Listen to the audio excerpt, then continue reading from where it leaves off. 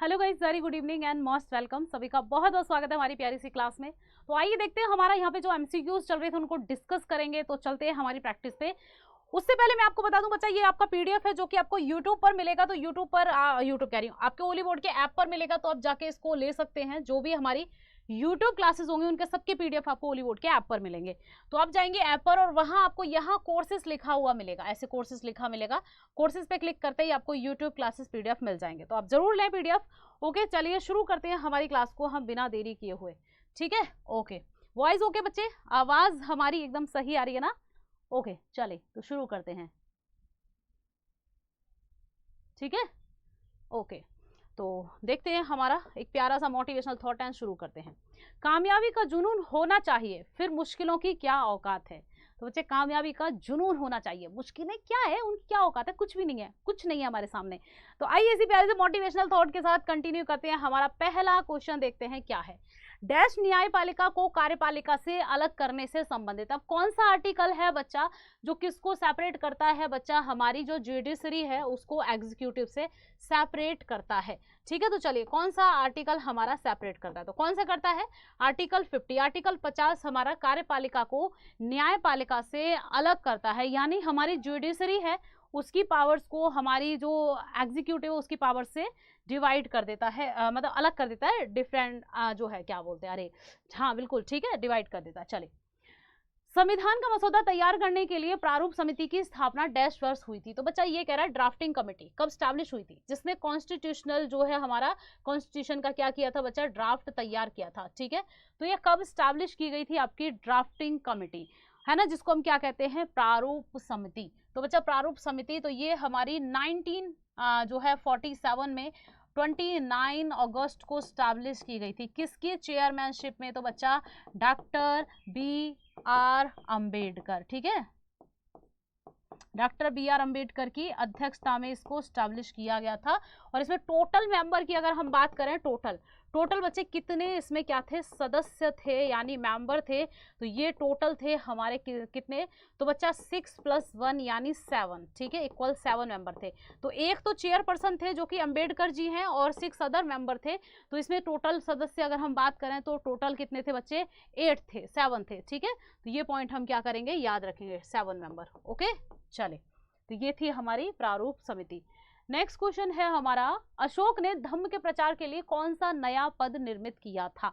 चलिए आंसर करेंगे। तो धम्म के जो है प्रमोशन के लिए यहाँ पे अशोक ने क्या है? नया पद यानी पोस्ट को क्रिएट किया था। तो कौन सी पोस्ट क्रिएट की थी? तो बच्चा ये रज्जुक। ठीक है, राजुक या रज्जुक, ऐसे रज्जुक ही मिल जाएगा। ठीक है, रज्जुक नाम के जो है अधिकारी ऑफिसर्स को अशोक ने क्या है बच्चा? धम्म यानी धर्म। ठीक है, तो सॉरी रज्जुक नहीं, सॉरी रज्जुक नहीं, ये था हमारा क्या? धम्म महामात्र है ना, धम्म के प्रमोशन के लिए, सॉरी धम्म के प्रमोशन के लिए धम्म महामात्रों की नियुक्ति यानी अपॉइंटमेंट की थी अशोक ने। ये पॉइंट हम याद रखेंगे। ठीक है, चले नेक्स्ट। अगला क्वेश्चन है हमारा, निम्न में से कौन the day I stopped drinking milk book के ऑथर या राइटर हैं? तो यहाँ बुक है एक, the day I stop drinking milk. तो कौन है बच्चा इसके राइटर? ठीक है, या इसके ऑथर कौन है? ये है सुधा मूर्ति। ठीक है, कौन है? ऑप्शन हमारा सी होगा, सुधा मूर्ति। गुड इवनिंग बच्चे, वेरी गुड इवनिंग सभी को, वेरी वेरी गुड इवनिंग। चले, सेशन को लाइक शेयर एंड सब्सक्राइब करते जाएंगे, लाइक करेंगे, शेयर करेंगे एंड सब्सक्राइब करेंगे। ठीक है, छोटा सा काम आपको जरूर करना है, तो ये छोटा काम करते जाएंगे। और मैं बता दूं आपको, यूट्यूब क्लासेस के पीडीएफ आपको ओली बोर्ड के ऐप पे मिलेंगे। ऐप पे आपको यहाँ कोर्सेस लिखा हुआ मिलेगा, ये कोर्सेस है ना, ऐसे लिखा मिलेगा, और आप क्लिक करेंगे कोर्सेज पे तो यूट्यूब क्लासेस पीडीएफ आपको दिख जाएगा, तो आप ले सकते हैं। ठीक है, ओके, ठीक है। नेक्स्ट क्वेश्चन, लेकिन यहाँ पे एक और चीज बच्चा याद रखेंगे, अगर आपको मेरी बोर्ड राइट पीडीएफ चाहिए, जो मैम आप बोर्ड पे लिख रही हो आपकी पीडीएफ, तो आप मेरा टेलीग्राम चैनल ज्वाइन कर लेंगे, GK GS बाय छवि मैम, है ना। तो इस नाम से हमारा टेलीग्राम चैनल है मेरा पर्सनल, तो आप इसको ज्वाइन कर सकते हैं। इसकी चैट आप लोगों के लिए मैंने ओपन रखी है, ताकि आपकी कोई क्वेरी, कोई क्वेश्चन हो तो आप पुटअप कर लें। ये है बच्चे हमारा क्या? Telegram channel. ठीक है, तो आप जरूर इसको ज्वाइन करें हमारे टेलीग्राम चैनल को। छवि में $H लगा लेना, और M में भी, यहाँ पे मैम में भी AA। ठीक है, तो सर्चिंग में आ जाएगा। ओके, तो याद से ज्वाइन करें। ओके, आंसर क्वेश्चन क्या है? संयुक्त राष्ट्र द्वारा गुलामी और उसके उन्मूलन के खिलाफ संघर्ष को अंतरराष्ट्रीय वर्ष के रूप में किस वर्ष निर्धारित किया गया? चलिए, यूनाइटेड नेशन ने बच्चा अनाउंस किया हमारा क्या? तो इसने अनाउंस किया हमारा जो गुलामी और उसके उन्मूलन है उसको खत्म करने के लिए जो संघर्ष किया जा रहा था उसका इंटरनेशनल ईयर हमारा स्ट्रगल अगेंस्ट हमारा किसकी बारे में बात कर रहा है बच्चा, यहाँ पे ये कह रहा है international year of the struggle against slavery and it's evolution by the United nation. United nation जो कि 1945 में एस्टैब्लिश होता है, याद रखेंगे। तो कब इसने इसको जो है खत्म किया था, उन्मूलन किया था? चलिए आंसर करो, ठीक है। तो ये किया गया था बच्चा 2004 में, 2004 में खत्म किया गया था। Okay, next question. अगला क्वेश्चन है हमारा, भारत डैश को राष्ट्रीय उपभोक्ता दिवस के रूप में मनाता है।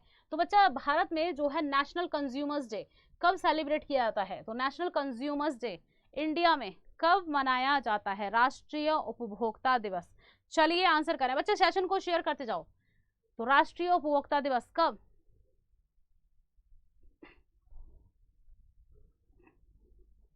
आंसर करो जल्दी।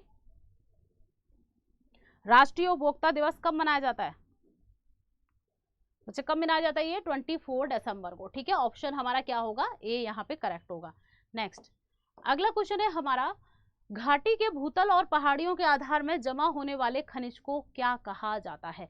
चलिए आंसर करेंगे। यानी ऐसा जो ये कह रहा है, विच mineral is deposited in the floor of the valley and the base of the hills, ठीक है। तो ऐसा हमारा जो मिनरल्स का डिपॉजिट जमा हो जाता है, इकट्ठा हो जाता है, उसको क्या कहते हैं बच्चा? उसको हम कहते हैं प्लेजर डिपॉजिट, यानी प्लेजर निक्षेप के नाम से जानते हैं, ठीक है। यानी नदियों के द्वारा जो वेस्ट लाया जाता है अपने साथ, बहुत सारा तलछट, उसके द्वारा भी जमा किया जाता है घाटियों में, ठीक है, उसको ही कहते हैं प्लेजर डिपॉजिट। चलिए नेक्स्ट, निम्न में से किस हिमालयी पर्वतमाला में बनिहाल दर्रा स्थित है? तो चलिए बनिहाल माउंटेन की बात कर रहा है। अब बनिहाल हो गया, पीर पंजाल हो गया, ये हमें पता है हमारे जम्मू एंड कश्मीर में है ना, तो ऑब्वियसली ये पीर पंजाल माउंटेन रेंज में ही होगा, ठीक है। तो ऑप्शन हमारा क्या होगा बच्चे? यहाँ पे बी करेक्ट होगा। नेक्स्ट अगला क्वेश्चन है हमारा, निम्न में से किस अभिक्रिया के माध्यम से नाइट्राइल्स और एस्टर से एल्डिहाइड का निर्माण किया जाता है? चलिए आंसर करेंगे। Which of the following reaction is use to prepare aldehyde from nitriles and esters? चलिए आंसर करेंगे। तो ये हमारा नाइट्राइल्स एंड एस्टर्स को हमारा तैयार किया जाता है। तो कौन सी प्रक्रिया बच्चा? स्टीफन अभिक्रिया, यानी स्टीफन रिएक्शन के कारण, ठीक है, स्टीफन रिएक्शन। चलिए नेक्स्ट अगला क्वेश्चन है, भारत ने किस पंचवर्षीय योजना के दौरान मिश्रित अर्थव्यवस्था को अपनाया था? अब देखो इंडिया की इकोनॉमी कैसी है बच्चा? मिक्स्ड इकोनॉमी है। पहला पॉइंट पूछा जाता है इंडियन इकोनॉमी कैसी? मिक्स्ड इकोनॉमी है, ठीक है। तो ये कौन सा 5 ईयर प्लान है जब इसको एक्सेप्ट किया था? 5 ईयर प्लान हम हजारों बार इसको डिस्कस कर चुके हैं। कितने थे टोटल? 12 पंचवर्षीय योजनाएं थी। कितनी थी टोटल? टोटल हमारे 12 5 ईयर प्लान थे, जो कि हमारे 1951 से स्टार्ट होते हैं और 2017 तक इनका टाइमलाइन होता है, ठीक है। किसके द्वारा स्टार्ट किए जाते हैं? तो बच्चा स्टार्ट किए जाते हैं किसके द्वारा? तो ये है प्लानिंग कमीशन। कौन सा है बच्चे? प्लानिंग कमीशन, ठीक है। प्लानिंग कमीशन के द्वारा इनको स्टैब्लिश किया जाता है। तो ये भी पॉइंट हम क्या कर सकते हैं? याद रख सकते हैं, यानी हमारा योजना आयोग, ठीक है, योजना आयोग के द्वारा। योजना आयोग कब स्टैब्लिश होता है बेटा? तो इसकी स्थापना होती है 15 मार्च 1950 को स्टैब्लिश होता है आपका प्लानिंग कमीशन। ये भी हमें याद रखना है। इसके चेयरपर्सन कौन होते हैं, यानी प्रेसिडेंटशिप कौन करते हैं, यानी अध्यक्ष कौन होते हैं प्लानिंग कमीशन के? तो अध्यक्ष होते हैं हमारे कौन? प्रधानमंत्री जी, पीएम होते हैं। ओके, अब ये पंचवर्षीय योजना जो है टोटल 12 थी, लेकिन बीच में ही क्या किया गया? हमारा जो 12 5 ईयर प्लान है, ये आपके प्लानिंग कमीशन को बीच में ही क्या कर दिया गया बच्चा? इसको डिसॉल्व कर दिया गया, यानी इसको क्या कर दिया गया? भंग कर दिया गया। कब? 2014 में। और भारत में क्या ले आए बच्चा इसको भंग करके? 1 जनवरी 2015 को नीति आयोग भारत में आ जाता है। क्या आ जाता है? नीति आयोग, ठीक है। तो ये भी पॉइंट हम क्या करेंगे बच्चे?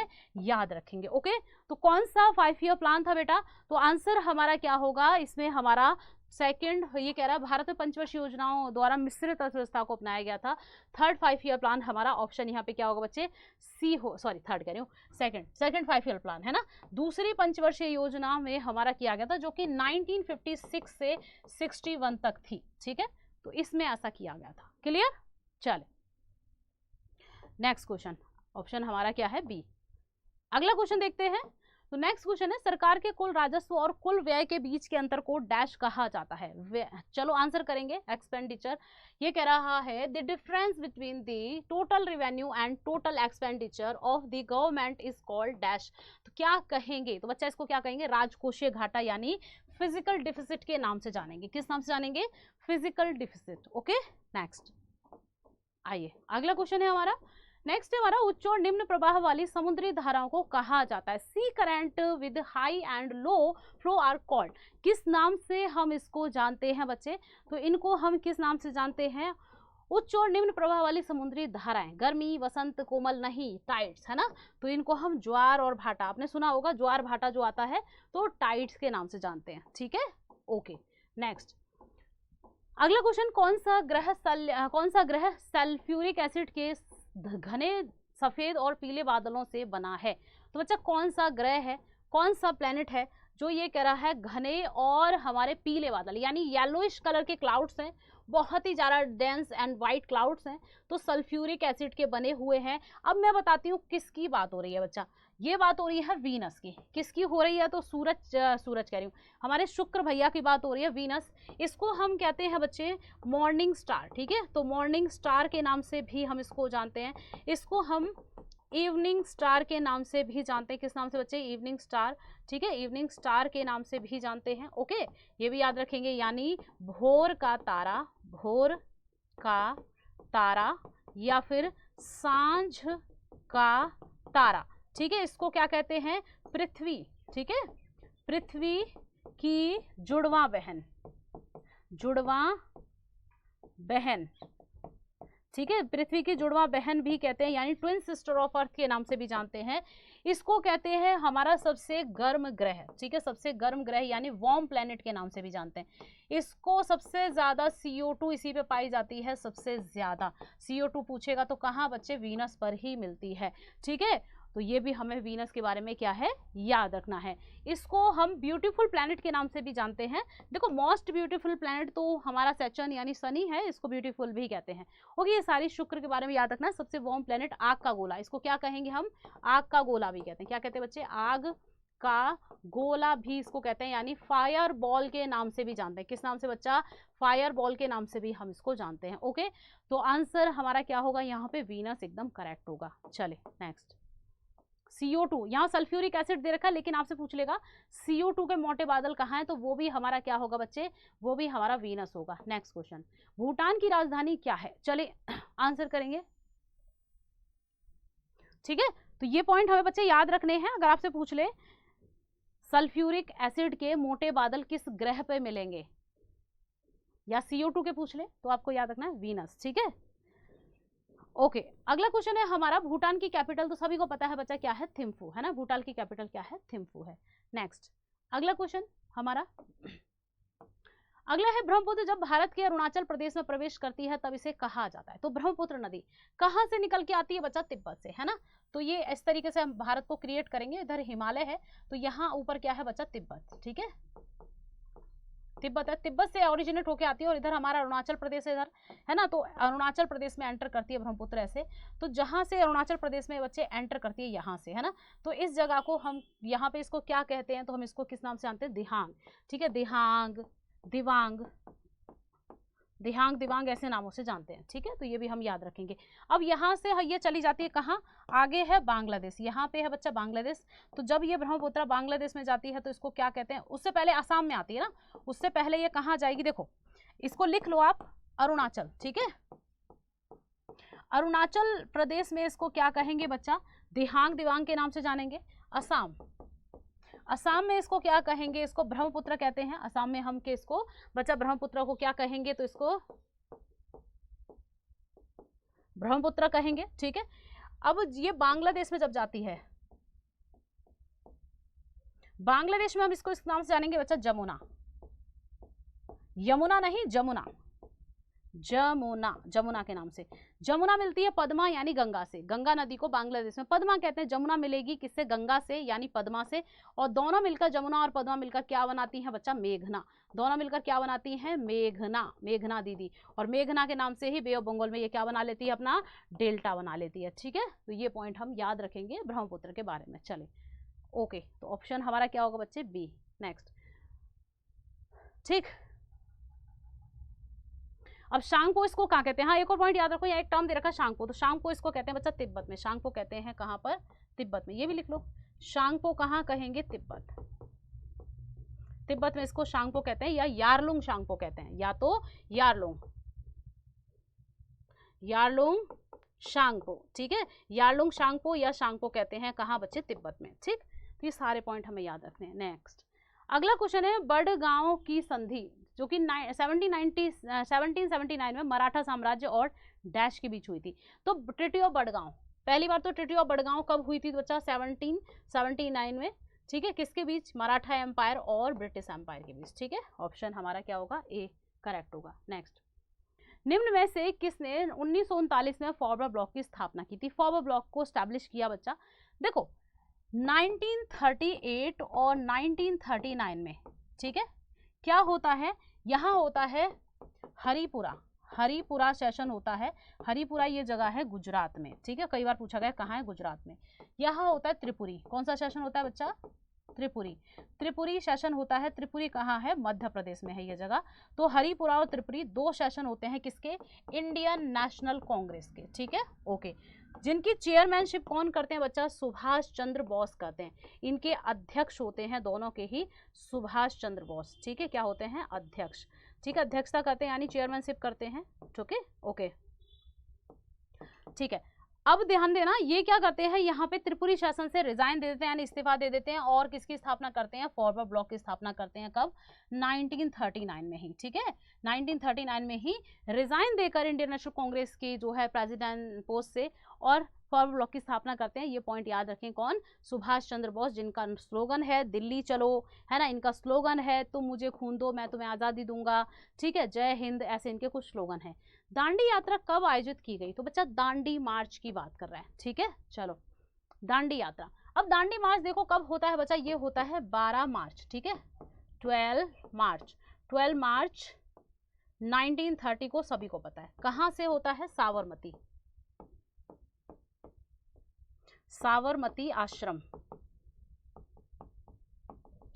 आश्रम जो कि अहमदाबाद में है, ठीक है, अहमदाबाद गुजरात से, ठीक है, स्टार्ट हो जाती है। कितना चलते हैं ये लोग, यहाँ पे गांधी जी के द्वारा शुरू की जाती दांडी यात्रा, किसके द्वारा बच्चा, गांधी, है ना, गांधी जी के द्वारा इसको स्टार्ट किया जाता है। गांधी जी के साथ कितने वॉलंटियर्स थे बच्चा, 78 जो है इनके साथ, गांधी जी के साथ सहयोगी चल रहे थे, है ना, सहयोगी या वॉलंटियर्स कह सकते हैं, इन्होंने पार्टिसिपेट किया था। कितना चलते हैं ये लोग बच्चा, 240 या कहीं कहीं 241 माइल्स मिल जाएगा, इतना ये लोग चलते हैं, या किलोमीटर में 386 या कहीं कहीं बच्चा 385 या 387, मतलब नियरेस्ट आंसर देख लेना, किलोमीटर, ये क्या है, किलोमीटर में ये लोग चलते हैं।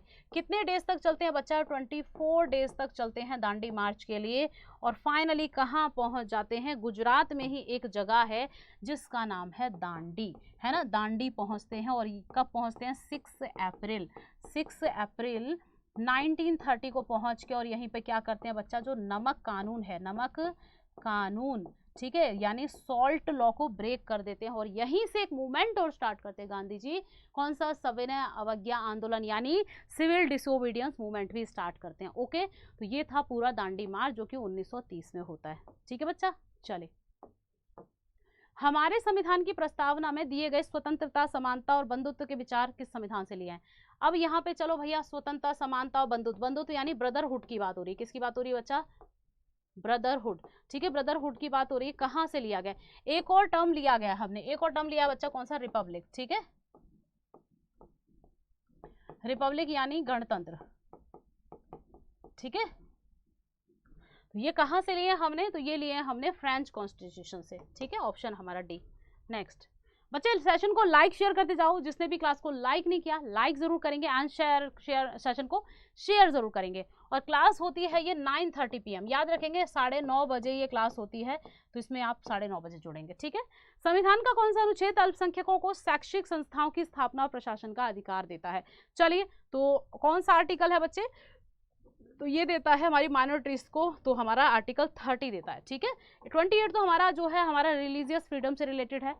32 हमारा क्या है, इसमें हमारी रिट है 5 टाइप की जो सुप्रीम कोर्ट में जारी की जा सकती हैं, संवैधानिक उपचारों का अधिकार। और 17 हमारा छुआछूत है ना, यानी अनटचेबिलिटी से रिलेटेड है, तो आर्टिकल 30 होगा। चलिए नेक्स्ट, लाइक करेंगे सेशन को, शेयर करेंगे, एंड बच्चे जो भी नए हैं सब्सक्राइब याद से कर लेंगे प्लेटफॉर्म को, ताकि क्लासेस के नोटिफिकेशंस आपको मिलते रहें। ओके नेक्स्ट, धर्म, वंश, जाति, लिंग या जन्म स्थान के आधार पर भेदभाव के निषेध को किस मौलिक अधिकार के तहत वर्गीकृत किया गया?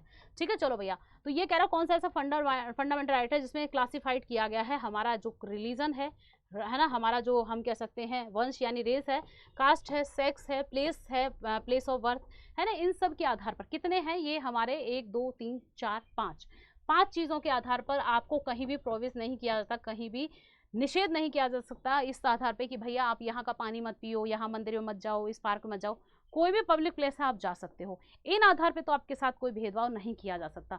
तो ये कहता है हमारा समानता का अधिकार, राइट टू इक्वालिटी। और राइट टू इक्वालिटी में भी ये पांचों चीज़ किस में आती है बच्चा, ये आती है हमारी आर्टिकल 15 में, ठीक है, आर्टिकल 15 कहता है। ओके, स्वतंत्रता का अधिकार देखो, राइट टू लिबर्टी हमारा किस में है, या राइट टू फ्रीडम, तो ये हमारा 19 to 22 में आएगा, ठीक है, 19 से 22 में।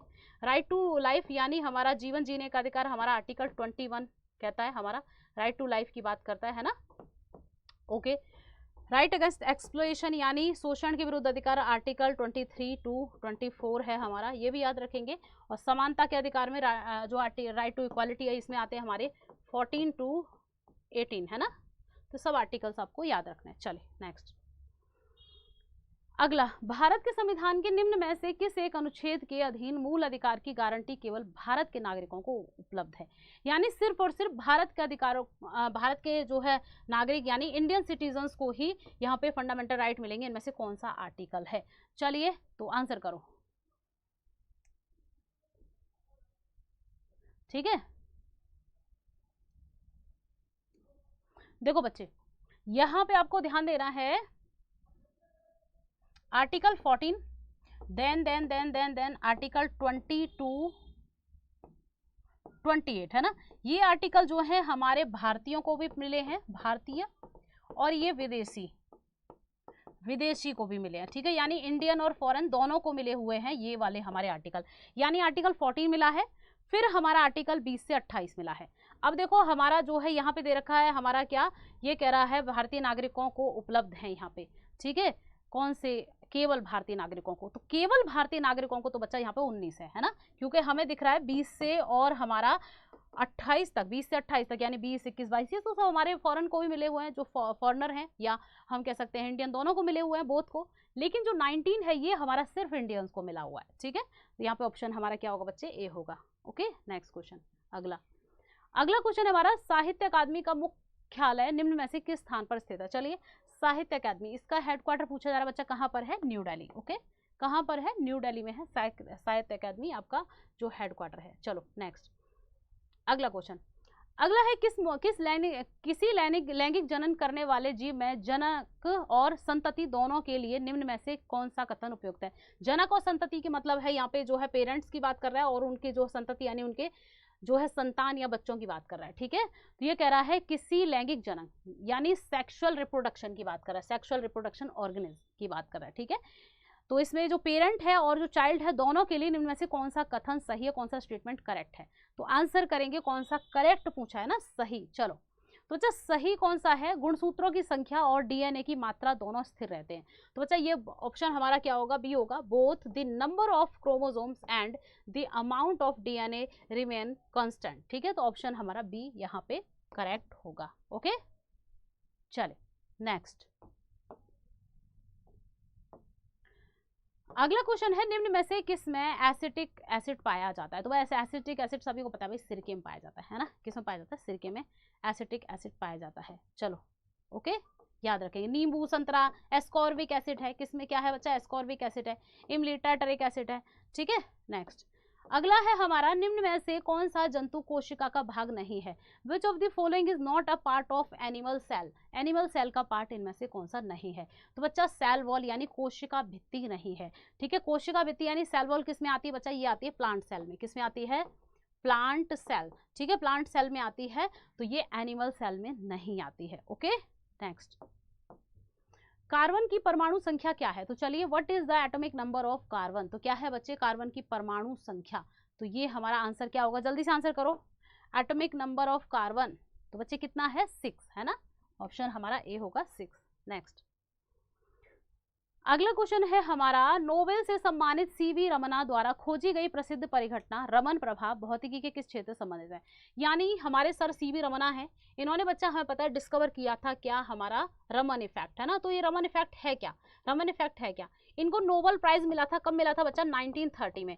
किस में मिलता है, फिजिक्स। और फिजिक्स में नोबेल पाने वाले ये फर्स्ट इंडियन थे, फर्स्ट इंडियन थे जिनको फिजिक्स में नोबेल प्राइज मिला, या हम कह सकते हैं फर्स्ट एशियन, ठीक है, फर्स्ट एशियन थे जिनको क्या मिला बच्चा, फिजिक्स में नोबेल प्राइज मिला। ओके, कब मिला था इनको नोबेल प्राइज, 1930 में बता चुकी हूं। तो किसके लिए मिला, प्रकाश के प्रकीर्णन के लिए, यानी हमारा स्कैटरिंग ऑफ लाइट, ठीक है, स्कैटरिंग ऑफ लाइट के लिए इनको दिया गया था। Okay, next, sir C V Raman. अच्छा, इन्होंने स्कैटरिंग ऑफ लाइट यानी प्रकाश के प्रकीर्णन को कब खोजा था? तो ये खोजा था बच्चा, ये भी याद रखेंगे, 28 फरवरी 1928 को उन्होंने ऐसा डिस्कवर किया, ठीक है, या ऐसी थ्योरी थी, डिस्कवर किया, ऐसी थ्योरी थी, ठीक है। और इसीलिए हम 28 फेब को क्या मनाते हैं बच्चा, नेशनल साइंस डे सेलिब्रेट करते हैं हम इस दिन, है ना, नेशनल साइंस डे। ये भी हम याद रखेंगे, राष्ट्रीय विज्ञान दिवस। ओके, ओलंपिक के ग्रीष्मकालीन सत्र के अंतर्गत निम्न में से कौन सा खेल शामिल नहीं है? चलिए, तो समर सेशन की बात कर रहा हूं, ओलंपिक में कौन सा स्पोर्ट इंक्लूडेड नहीं है? तो बच्चा कौन सा इंक्लूडेड नहीं, आंसर करेंगे। ओलंपिक जो समर हमारे जो है हम कहें गेम है, तो बच्चा इसमें कर्लिंग नहीं है इंक्लूडेड, ऑप्शन हमारा क्या होगा, ए यहाँ पे एकदम करेक्ट होगा। ओके, नेक्स्ट, अगला क्वेश्चन है हमारा, चलिए आंसर करेंगे नेक्स्ट क्वेश्चन का।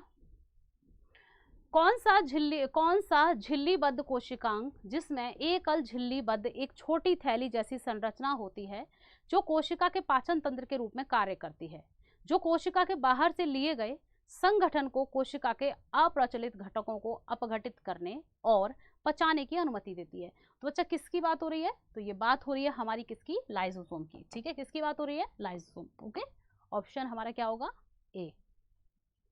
आइए देखते हैं नेक्स्ट क्वेश्चन हमारा, अगले क्वेश्चन पे आते बच्चे। अगला क्वेश्चन है हमारा, निम्न में से कौन बहु संयोजी धातु है? Which of the following is a polyvalent non metal? तो कौन सी है बच्चे? तो ये हमारी क्या होगी, सल्फर, ठीक है, ऑप्शन हमारा ए यहाँ पे करेक्ट है, सल्फर।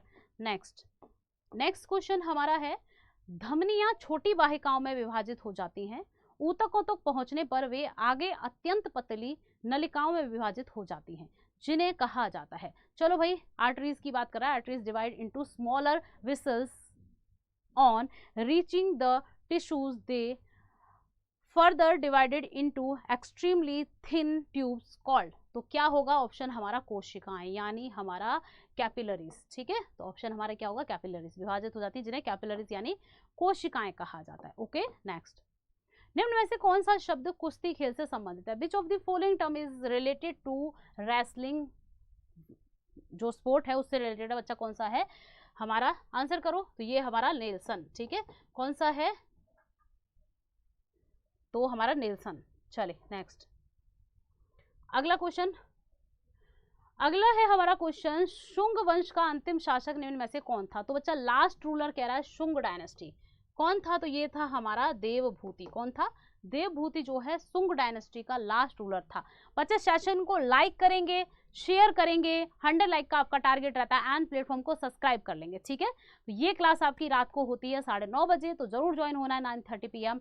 एंड मेरा टेलीग्राम चैनल यहाँ से ज्वाइन कर लें, क्योंकि उस पर आपको PDF मिलेगा। क्या है हमारा टेलीग्राम चैनल? तो बच्चे ये है GK GS बाय छवि मैम, है ना। तो इस नाम से हमारा टेलीग्राम चैनल है, तो आप लोग जरूर ज्वाइन करें इसको, क्योंकि PDF आपको बच्चे यही मिलेगा इस क्लास का, बोर्ड राइट PDF, ठीक है। ये है हमारा टेलीग्राम चैनल, ठीक है, यहाँ से आपको ज्वाइन कर लेना है। छवि में बस आप क्या करेंगे, छवि में $H लगा लेंगे, मैम में AA। ओके, आइए नेक्स्ट क्वेश्चन। अगला क्वेश्चन है हमारा, नील की खेती की 2 मुख्य विशेषताएं और डैश हैं। तो चलिए आंसर करेंगे। नील की खेती की जो बच्चा ये कह रहा है, दो मुख्य विशेषताएं हैं इंडिगो कल्टीवेशन की और डैश हैं, तो क्या है बच्चे? तो आंसर हमारा क्या होगा? चले, नील की खेती की दो मुख्य विधियां,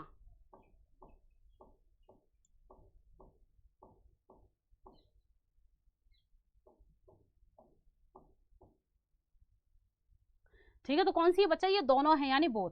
एक तो हमारी कौन सी बच्चा? रयोती है, और एक हमारी निज है। ये दोनों ही मेथड जो है हमारी इंडिगो फार्मिंग में यूज होते हैं, यानी बोथ होगा। तो याद रखेंगे दो मेथड है जिनको हम क्या कहेंगे? रयोती एंड हमारा निज के नाम से जानेंगे। ठीक है, नेक्स्ट क्वेश्चन। अगला क्वेश्चन है हमारा, भारत यूनानी शासक के संबंधों में निम्न में से कौन सा कथन सही नहीं है? यानी रॉन्ग स्टेटमेंट, यानी इनकरेक्ट स्टेटमेंट पूछा है, नॉट करेक्ट पूछ रहा है।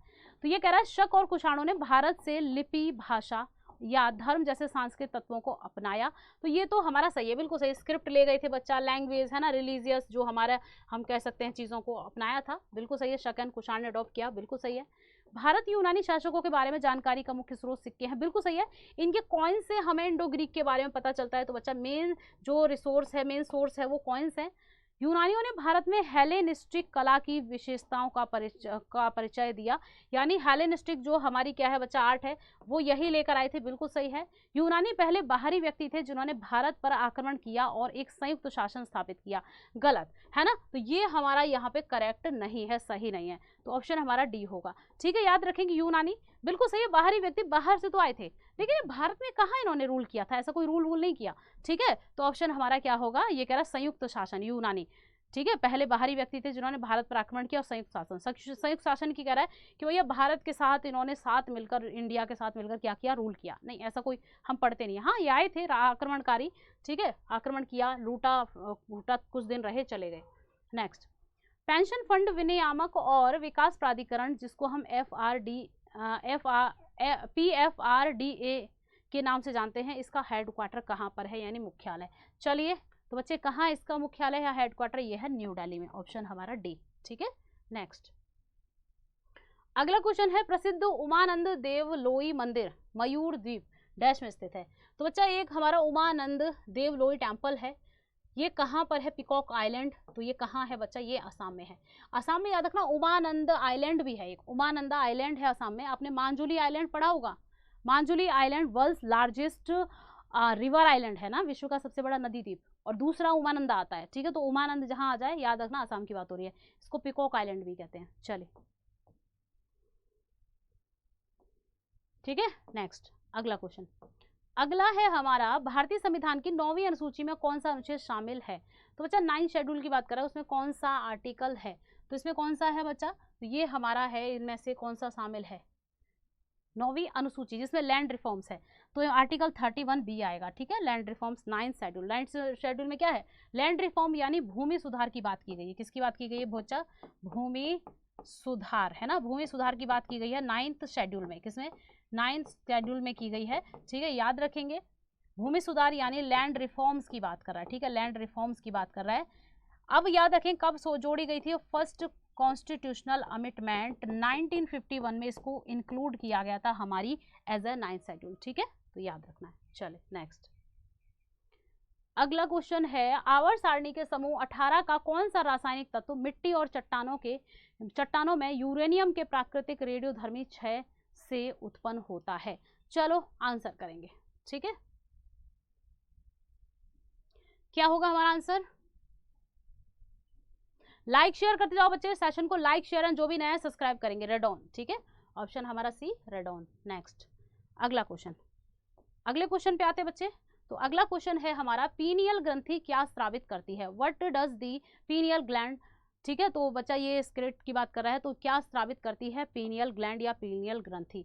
तो ये करती है हमारा मेलाटोनिन। ठीक है, मेलाटोनिन को ये स्रावित करती है, रिलीज करती है। ठीक है, पीनियल ग्लैंड। नेक्स्ट अगला क्वेश्चन हमारा, परमाणु संलयन के बारे में निम्न में से कौन सा कथन सही नहीं है?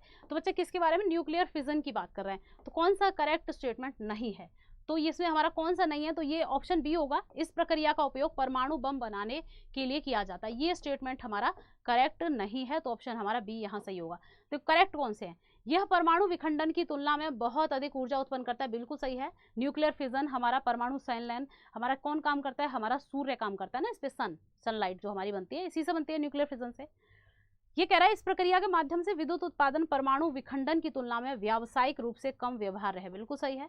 यह तारों में ऊर्जा का स्रोत है, बिल्कुल सही है। स्टार यानी हमारा सन को एनर्जी यही देता है जो न्यूक्लियर फिजन है, ठीक है। तो ऑप्शन हमारा बी यहाँ पे इनकरेक्ट है। चलिए अगला क्वेश्चन है, अनेक आवृत्तियों के मिश्रण से उत्पन्न ध्वनि को डैश कहा जाता है। The sound produced by the mixture of many frequencies is called dash. तो इसको क्या कहेंगे बच्चा, ठीक है। तो किस नाम से इसको जानते हैं, तो इसको हम नोट के नाम से जानते हैं। किस नाम से, नोट, ठीक है। ध्वनि को नोट कहा जाता है। नेक्स्ट अगला क्वेश्चन है हमारा, जीन के अलीय में कोई सम्मिश्रण नहीं होता है और दूसरी पीढ़ी में दोनों लक्षणों की फिर से अभिव्यक्ति हो जाती है, यह कथन डैश से संबंधित है। चले किससे रिलेटेड है ये स्टेटमेंट, ठीक है। तो आंसर क्या होगा हमारा, विसंयोजन नियम। ऑप्शन हमारा यहाँ पे बी सही होगा, ठीक है। क्या होगा हमारा, law of segregation. Option B यहाँ करेक्ट होगा। चले नेक्स्ट क्वेश्चन अगला, किसे हाल ही में यूनाइटेड किंगडम यूके ने ऑनरेरी नाइटहुड सम्मान से सम्मानित किया है। तो बच्चा किसको दिया है, तो ये सुनील मित्तल को दिया गया है यूनाइटेड किंगडम के द्वारा, ठीक है। तो याद रखेंगे ये अवार्ड। चले कौन सा हमारा, तो ये है हमारा ऑनरेरी नाइटहुड अवार्ड। तो नाइटहुड अवार्ड भाई ऐसी याद रख लो, यूनाइटेड किंगडम नाइटहुड का टाइटल किसको दिया था, रविन्द्रनाथ टैगोर को, और उन्होंने जलियांवाला बाग हत्याकांड पे लौटा दिया था, तो ब्रिटेन के ही तो द्वारा दिया गया था। भारत में ब्रिटिश ही तो रूल कर रहे थे, तो नाइटहुड का टाइटल ब्रिटेन ही देता है, ओके।